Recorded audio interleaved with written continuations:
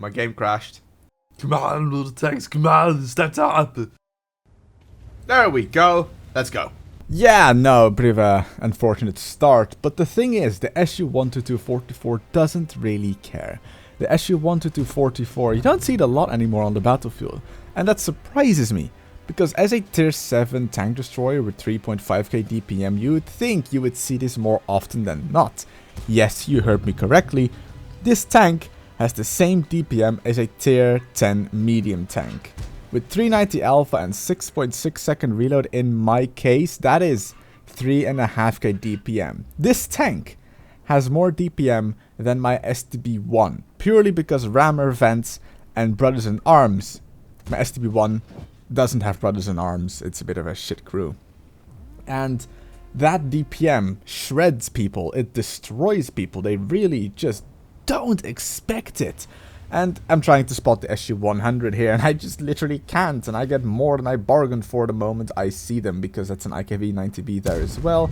But my reload is so fast, it's so incredibly fast that I can still put a shot into him before he dies by the rest of my team. No, the SU-122-44, it is a tank that I barely play. And I regret it, I really do. This DPM is godlike, it's amazing, but there's one big fat Russian downside to this DPM. And that is, ladies and gentlemen, the gun handling. Yes, I get stunned, but I repair my loader. I repair him because he's clearly a robot, and I missed that shot. I missed that shot pretty much fully aimed. This tank has that Russian accuracy. It's dreadfully bad.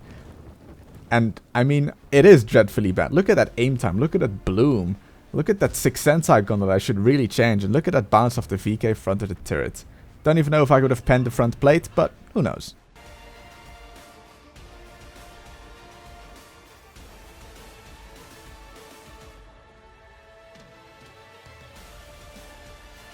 Would you like to calm down, all the tanks? And here on Westfield, I show you that you should not piss about. Literally, I'm like, hey, can I fit my tank in this gap? And as I'm trying to do that, look at the minimap. Look at the tanks I should probably be shooting at.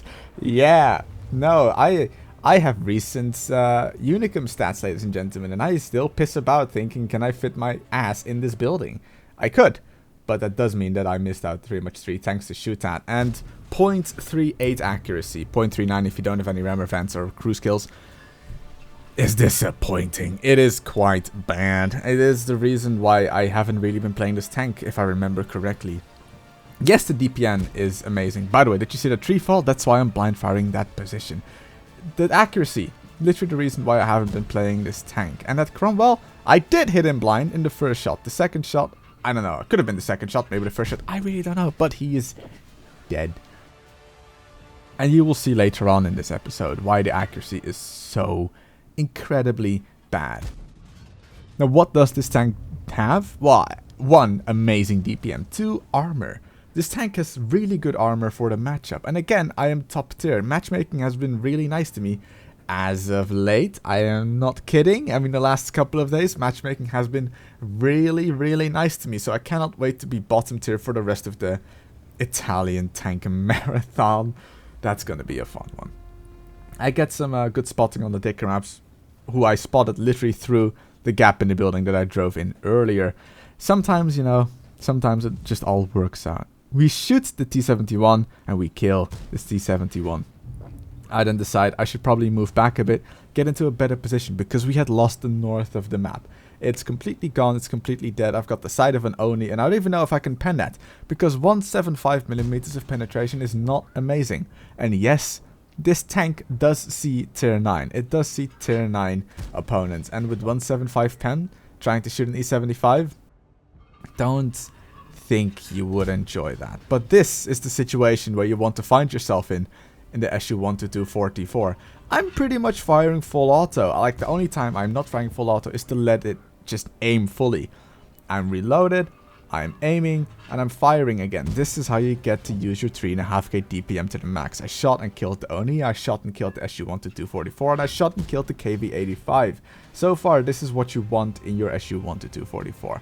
But it is Soviet, it is Russian, it doesn't have gun depression, so I couldn't shoot the Type 58. who eventually does die anyway. I wanted to move up, but then I saw the E2 and I was like, kinda want some free damage on tier 6 tanks if you don't mind. 390 alpha, 375 roll, doesn't really matter, it's half of his health gone. The IKV-90B spots us, and I believe that is the second time this game where we actually got spotted. Again, an IKV-90B that we're shooting at. He pens me, but I outtrade him. He has 240, I have 390 alpha, and the thing is, I think my reload is about the same. So I'm in a 1v1 fight, I would kill him. And, well, I don't really need that high explosive anymore. Even though it has no armor, I can just fire AP at him now because RT hit him. Even though I don't think I really needed AP in the first place. Firing on the move though with this tank, I had my heart in my hand when I fired that shot because I know that the bloom is terrible and I know that the accuracy is terrible. So if I missed that shot, this game would have had a different outcome, although I probably could have still rammed him to death. We kill the Panther M10 and we move up a bit. I want to spot this RT, our 12T, who got close to RT, actually got derped. So the RT survived. We shoot and kill the VK without fully aiming because I did kind of want that kill. And I'm thinking like, ooh, I could get a Radley Walters in this game. So I, with about pretty much no fear, just drive straight towards artillery. The only fear that I have now of not getting the Radleys is that RT gets killed by our RT. Because with that RT nerf, patch 9.10 I believe it was, they cannot really kill you anymore with one shot. I aim it, I get stunned, I miss it. RT almost kills him, and I'm like, why Radley Walters? So I get it.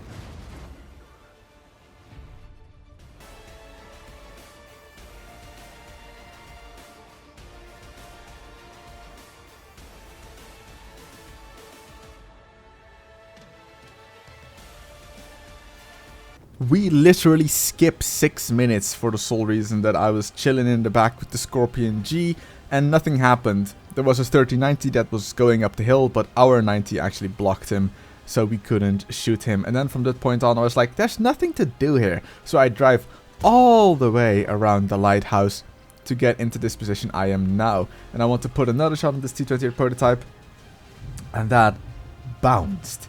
Now, I don't know how that bounced, because I'm pretty sure I just hit him in the top of the side, which should have been a penning shot. Artillery is aimed in about 2.5 seconds, so he does hit us, and the T-34 fake tank is also chilling in the back there. That's good to know.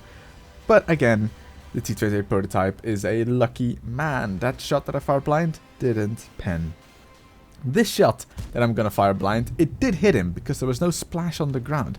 So I don't know if that penned or not. We will have to figure that out later. Our LTG is chilling in the back with us, hoping that he would spot, but he is not. The T-28 prototype drives out. Easy. No. No, it didn't pen. This shot is literally just to distract him, and I could have just reloaded APCR there, but I just took the time to just give him that block damage because that, you know, it's good for his stats, it's good for his morale, and that shot should have hit. It didn't. I could have saved his LTG from taking a shot, maybe two, I'm not quite sure. But eventually, third time is the charm, and we kill him for 33 health. Totally worth that APCR. Now, I know where the RT is. I know where the T-34 fake tank is chilling. So, we let it aim. We let it fully aim, because RT is not a tank we want to let alive on the enemy team. 390 Alpha, more than enough to kill a 360 HP GW Panther. Our LTG is chilling, driving around, spotting, and the T-34 fake tank is spotted now. First shot out, it's a good hit. He does take some damage, and then he goes on spot, and I'm like, right there, it did hit, but it didn't pen, because he would have died by then.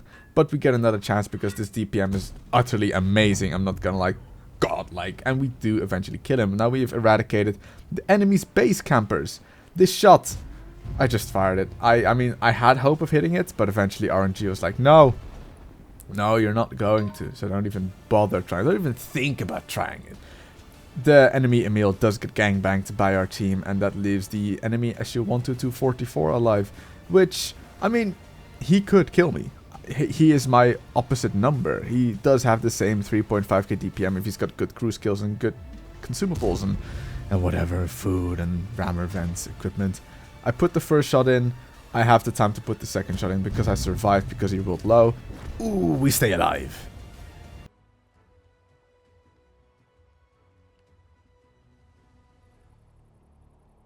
So as I was recording this, like I'm still recording this, obviously I wouldn't be talking right now. God, that broke my brain. So it dawned to me. What does the SU stand for in SU-122-44, SU-152, SU whatever SUs there are? And it stands for, and give me a full hour here as I'm trying to figure this out, Samokadonaya Ustanovka. Samokadonaya Ustanovka. Or something like that. And that pretty much means self-propelled vehicle. Or self-propelled carriage. So I thought it was like, it stood for like the power plant, or like the IS tanks, it stands for Joseph Stalin. No, it just stands for, it literally just means self-propelled carriage 122-44. It's self-propelled carriage 122mm built in 1944. Literally, that is how industrial the Russians are with their names sometimes.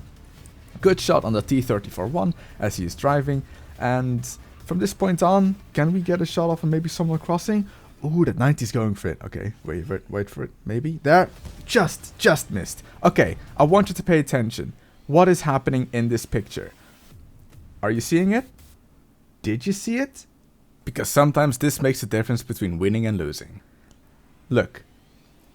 That wreck is moving, but he should be dead. So that means there's someone pushing him. And it did hit, because otherwise we would have seen a splash on the ground, like we would see here. Now, accuracy is pretty bad, but I'm waiting for someone to shoot this IS, because that way he doesn't have time to pull back as I fire at him as well. Otherwise I would have only done 390 Alpha, instead he is now dead. We are down 3 tanks, and I thought it's probably time for me to move back to our own base, because we've lost it. There's a couple of tank destroyers chilling in the back there. We skip some time because I'm not going to move up and die unnecessarily. And we are still down 3 tanks. The SDRV has come back as well, but the enemy SDRV S1 actually put a shot into my side. He's still camping in the same position in his base as he was before. We spot the 110, and I'm like, can I even pen that shot? 175 pen is not good enough. It hits the lower plate, it bounces, and I make the terrible mistake of thinking, I can get another shot off. The 110 pens me, and the S1 bounces. Literally, that is the luck I need to most probably win this game. We shoot the M4 Revolutize. He bounces. Okay, no, this is more than enough luck. I cannot have more luck than this. This is the game that I'm supposed to carry and win. I even hit the cupola of that. It did, but it was APCR, yeah, but still. This is the moment where the Scorpion G finally decides to go in. It was too late when he decided to finally go in, because this means that I can put a shot into him and the SDRV can kill him. Now it's time to move in on the SDRV S1. Is he still in the same position? Will we get spotted? The answer is no. We do not get spotted crossing out there in the open, so I'm fairly certain that he's not camping in the same spot. So I drive entire way around the base to try and find him somewhere camping behind his own cap circle. And guess what? He was still in the same position up there, because he now gets spotted driving back because the SDRV on our team is now capping, and I'm hoping that he would keep on driving towards his own cap circle to interrupt our 103. Oh, but he doesn't. He stops behind the only rock that is there to make sure he is shielded from us. Now, I cannot remember if I even got spotted. I had to re-record this part like 7 times because I kept making terrible mistakes in my vocabulary. But it doesn't matter, because our 1030 kills him. Another victory! That is number 4.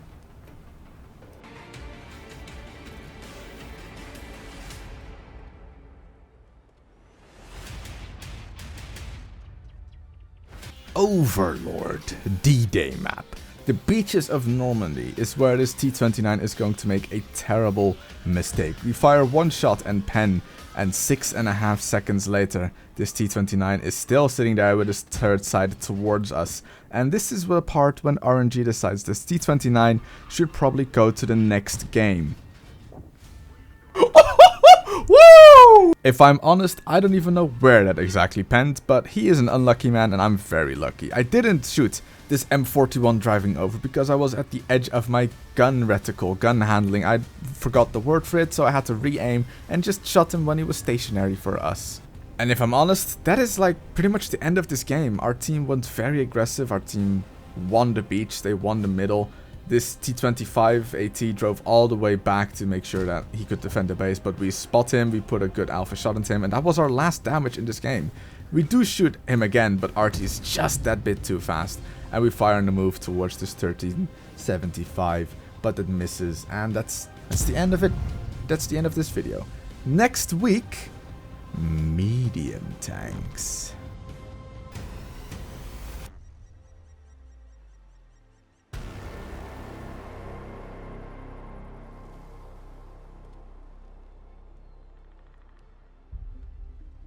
Now, I did very much enjoy playing the SU-122-44. It is a tank that I haven't played in about a year, and I think I'm gonna keep playing it as of now because oh, that DPM, oh, that is some good stuff. Next week, your choice, the STB-1, the Japanese DPM monster, the AMX-30, the French speeder, the T-44-100, the speed or ice skater, and the T-23E3. Tier 7 Clan Wars reward tank.